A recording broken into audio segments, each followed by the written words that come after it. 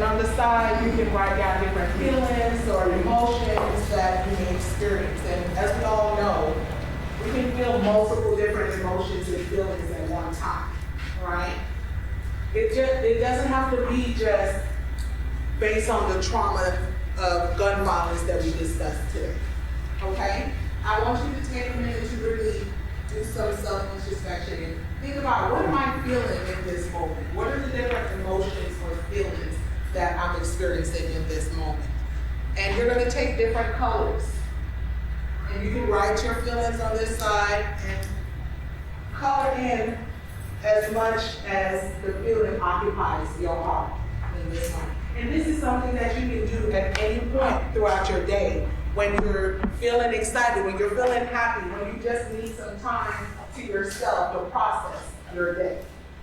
This is something that you can do on a daily basis or at any given moment. You can go to yourself, you can do it with a sibling, you can do it with a friend, okay? So I'm going to pass these markers this way and these this way. So that you can take time to do that.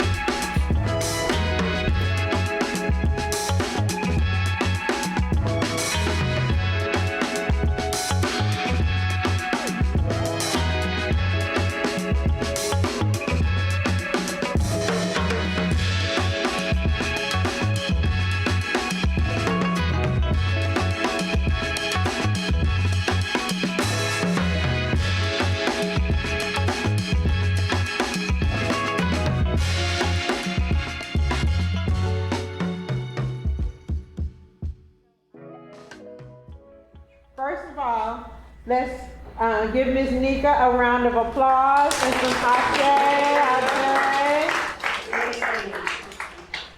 So I want to stress to you again, in your folder, there is a piece of paper that talks about what a limiting belief is and how you can work on changing your limiting beliefs about yourself into empowering beliefs.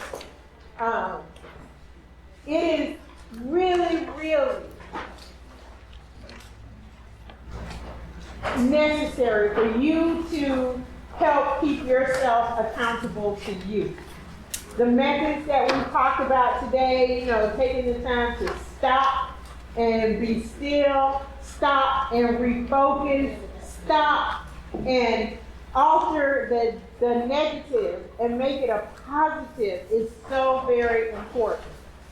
And so, I told y'all all that story about myself. But one thing that happened to me when I was going around sharing those stories and talking about growing up in domestic abuse, or talking about being assaulted, because I have experienced violent rape, I have experienced date rape. I go around and I share those stories. And when I first started sharing those stories, I just kept saying over and over again, I'm a victim. I'm a victim of domestic abuse.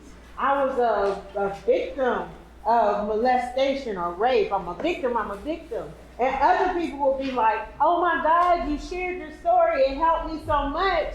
And then I would go home and curl up in a ball. But what I realized is that I was going home curling up in a ball because I kept seeing myself as a victim.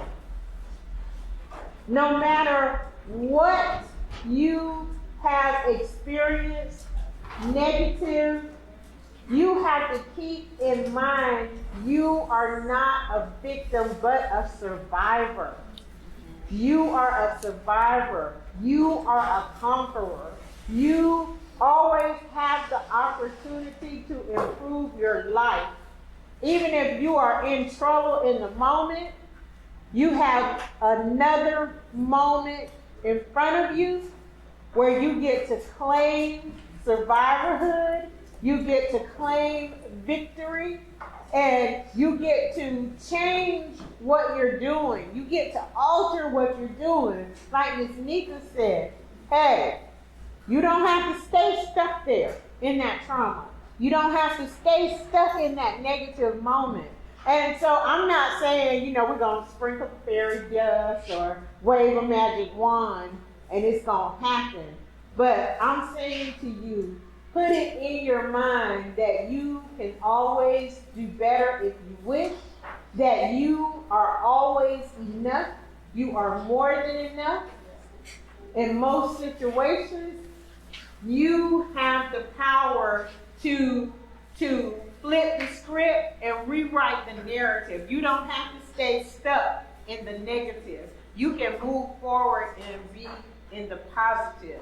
If you're finding yourself consistently in situations where you are always in trouble or you are always in danger, it's time to put yourself in a different situation. I'm not saying again that it's going to happen overnight. It is sometimes it's hard to leave people who you really love, but they are negative, right? It's hard to move forward with those people, but you can do it because you